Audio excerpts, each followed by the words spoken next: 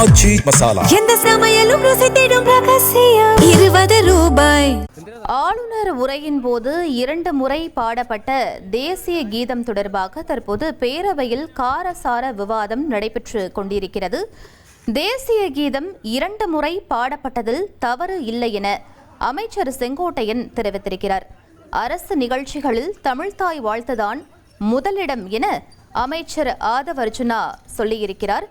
மாநில கொள்கையில் உறுதியாக இருப்போம் என அமைச்சர் ஆதவ் அர்ஜுனா தெரிவித்திருக்கிறார். மேலும் விவரங்களை எமது செய்தியாளர் ரமேஷ் வழங்கிட கேட்கலாம்.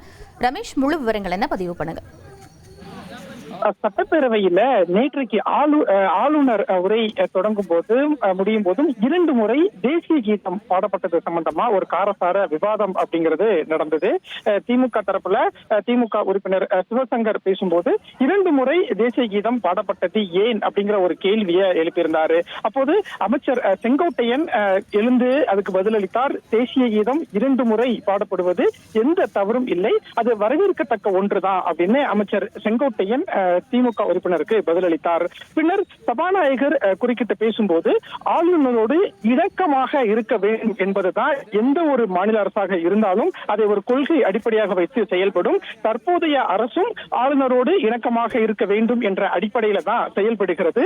பேரவையில எப்போ எப்படி செயல்படணும், எந்த மாதிரியான அணுகுமுறையை மேற்கொள்ளணும் அப்படின்னு சபாநாயகரான நான் பார்த்துக் கொள்வேன்.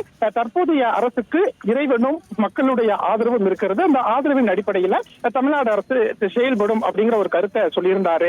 பின்னர் அமைச்சர் ஆதவ் அர்ஜுனா எழுந்து இந்த தேசிய கீதம் பாடப்பட்டது சம்பந்தமா பேசும்போது வந்தே மாதரம் விவகாரத்துல ஆளுநர் கட்டுப்பாட்டில் உள்ள ஆளுநர் மாளிகையில பதவியேற்கும் போது மாநில அரசால எந்த விதமான முயற்சியும் செய்ய முடியல.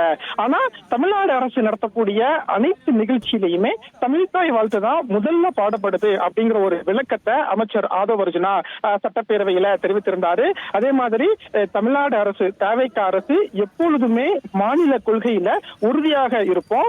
கவர்னராக இருந்தாலும் சரி, டெல்லி தலைமையாக இருந்தாலும் சரி, தவிக அரசு மாநில உரிமையை மாநில கொள்கையை விட்டு கொடுக்காது அப்படிங்கிற ஒரு விளக்கத்தை அமைச்சர் ஆதவ் அர்ஜுனா பேரவையில சொல்லியிருந்தாரு. அதே மாதிரி முன்னரெல்லாம் சண்டை போட்டு வெளியில சென்ற கவர்னர் இப்போ தமிழ்தாய் வாழ்த்த பாட வச்சு பேரவையில நிற்க வைத்த அரசு தான் தவிக அரசு அப்படிங்கிற ஒரு செய்தியையும் சட்டப்பேரவையில அமைச்சர் ஆதவ் அர்ஜுனா சொல்லியிருந்ததை பார்க்க முடிந்தது. அதே மாதிரி இந்த வந்தே மாதரம் விவகாரம் சம்பந்தமாகவும் அமைச்சர் ஆதவ் அர்ஜுனா சில விஷயங்களை பேரவையில தெரிவித்திருந்தாரு. அதுவும் முக்கியமான ஒன்றாக தான் இன்றைக்கு பேரவையில பார்க்கப்பட்டது. அதாவது முன்னாள் முதலமைச்சராக இருந்த மு.க.ஸ்டாலின் வந்தே மாதரம் நிகழ்ச்சியில அவரும் பங்கேற்றிருக்கிறார். வந்தே மாதரம் பாடப்பட்ட போது முதலமைச்சராக இருந்த மு.க.ஸ்டாலின் எழுந்து நின்று மரியாதை கொடுத்திருக்கிறார் அப்படிங்கிற ஒரு செய்தியையும் அமைச்சர் ஆதவ் அர்ஜுனா இன்றைக்கு பேரவையில பதிவு செய்திருந்தாரு. அதே மாதிரி ஆளுநர் தலைமையில பதவியேற்பு விழா நடக்கிறதுக்கு முன்னாடியே முதலமைச்சர் விஜய் 5 நிமிடம் ஆளுநரை சந்தித்து வந்தே மாதரம் பாடக்கூடாது அப்படிங்கிற ஒரு கோரிக்கையை வச்சிருந்தாரு. ஆனா அது ஆளுநர் தலைமையில் நடைபெற்ற நிகழ்ச்சி அப்படிங்கறதுனால வந்தே மாதரம் பாடப்பட்டது. அரசு நிகழ்ச்சியில இப்ப எந்த ஒரு நிகழ்ச்சியா இருந்தாலும் தமிழ்நாடு அரசு நிகழ்ச்சியில தமிழ்தாய் வாழ்த்தோட தான் நிகழ்ச்சி தொடங்குது அப்படிங்கிற ஒரு விஷயத்தை அமைச்சர் ஆதவ் அர்ஜுனா உறுதியாக சொல்லியிருந்தாரு. அண்ணா உருவாக்கிய மாநில கொள்கையில உறுதியாக இருக்கிறார் முதலமைச்சர் விஜய் அப்படின்னும், ஒரு ஆளுநர் புறக்கணித்த அதே விஷயத்தை ஒரு ஆளுநர் அவையில நின்று தமிழ்தாய் வாழ்த்த பாட வைச்சதுதான் தற்போதைய அரசினுடைய சாதனை அப்படின்னு சொல்லியிருந்தாரு. இப்படியாக தமிழக சட்டப்பேரவையில தேசிய கீதம் 2 முறை பாடப்பட்ட விவகாரம் தொடர்பாகவும் வந்தே மாதரம் குறித்தும் ஒரு காரசார விவாதம் நடந்தது. அதற்கு அரசு தரப்புல அமைச்சர்களுடைய விளக்கமும் இருந்தது.